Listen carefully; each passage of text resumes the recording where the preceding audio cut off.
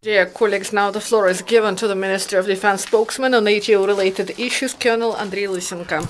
Good afternoon, dear colleagues. Now to your attention is the information about the events that happened in the ATO zone during the last 24 hours.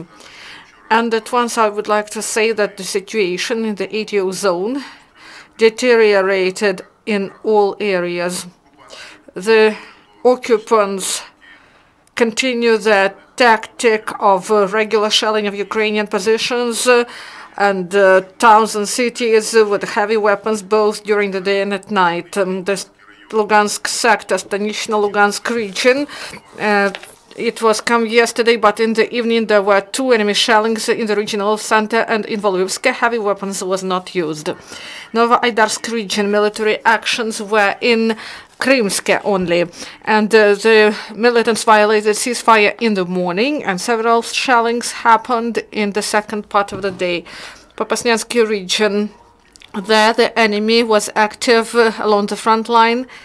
In Nizhny Novotashkivsk and Orychovo part of front line, that is near Bakhmutska road, there was a series of mortar shelling delivered by the militants. They launched more than 20 mines. And the situation is more difficult directly near Popasna. Nearly all our frontline positions came under enemy fire. They used mortars and 122mm barrel artillery. Militants were active after sunset, and heaviest shellings were in Novozvanivka. During 35 minutes, they launched at our positions about 50 shells. On the whole, during the last 24 hours in the Lugansk sector, there were 19 enemy shellings, including 9 with the use of heavy weapons. The Donetsk sector, Svetlodarsk Bulge, right after midnight, the militants opened fire with the use of mortars at the direction of Lugansk. The shelling lasted for about 1 hour, and the enemy launched about 25 mines. And in the evening, the occupants used heavy weapons near Troitska. They delivered fire with the use of mortars and 122mm cannons. Enemy shellings lasted for 2.5 hours. The number of shells launched and mines launched was about 60. The militants was actively using other weaponry, anti-aircraft weapon and the grenade launchers and small arms. Gorlovka perimeter. During the day, and until sunrise, during the day and in the evening, the occupants repeatedly shelled Zaitsevo. Also, after 9 p.m., the militants twice used mortars in Verkhnytorets. And the region of Avdiivka, the enemy delivered 3 shellings, 2 mortar shellings during the day and 1 with the use of small arms in the evening. Each lasted for about 1 hour.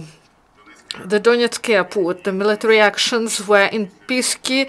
After 6 p.m., the militants used mortars and armored vehicles. And during the last 24 hours in the Donetsk sector, there were 16 enemy shelling, half of which with the use of heavy weapons. The Mariupol sector, Mariinsky region, at about 5:20, the occupants started massive shelling of Krasnogorovka and neighboring military positions with the use of heavy weapons. In half an hour, they launched about 60 mines and artillery shells. After this incident, it was calm at this part of front line. Volnovasky region, in the evening, there were 2 short-term enemy shelling in Novotroitsk. The occupants used only small arms. Pavlo Pershirokina part of front line there. Yesterday, there were numerous short-term provocations with the use of small arms and armored vehicles. In Gnutovo and Vodiane, there were 3 mortar shellings. Traditionally, the military actions were there in the day, at night, and near about all of our positions. And yesterday, in the Mariupol sector, there were 35 enemy shellings, including 4 with the use of heavy weapons. During the last 24 hours, as a result of the military actions, 2 Ukrainian servicemen were killed, 6 were wounded. The heaviest losses were sustained in Krasnogorivka. 1 serviceman died there, 4 were wounded, one of them in a very difficult condition. And another serviceman died near Pavlopol when the car trapped a mine, and one serviceman in the course of enemy shelling was wounded in Zaitsevo and one in Verkhney-Taretsk. Our hearts go out to the relatives of the servicemen who died. Law enforcers found a cache with ammunition in Lysychansk, an abandoned house. Law enforcers found grenade launcher, RPG-22, 7 shells, and grenades, 2 grenade launchers of different system, and more than 350 cartridges of different caliber. In Mariinsky region, 2 men were trying to cut 30mm shell that exploded, and one of them was killed and one was wounded. And we repeatedly call on the residents of the frontline area to handle the explosive devices properly and to inform law enforcers or the military about found ammunition. And one more resident of Luganshina participated in the program of SBU that is called They Wait For You Back Home. The resident of Atrasit, and in December 2014 got to the commander's office of LPI in the course of interrogation. The militant nicknamed Sasha Chorny was threatening him and forced him to join the militants, and he was serving there. He repaired cars and was involved in household works, and he wasn't paid. And he understood his difficult situation and left the militants. And after this, he went to Russia to earn money, and he got information from his acquaintances about SBU program that is called They Wait For You Back Home, and decided to participate because it didn't take part in military actions.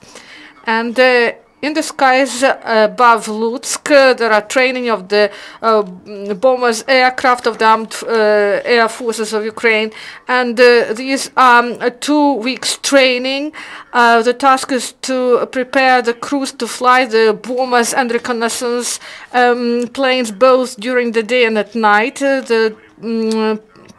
Pilots are trained to carry out different types of maneuvering and to hit land targets with bombs and missiles, and also they are trained to counteract anti-aircraft defense of imaginary enemy and to fly the military airplanes in the condition of radio and electronic security of the enemy. If there are no questions, thank you.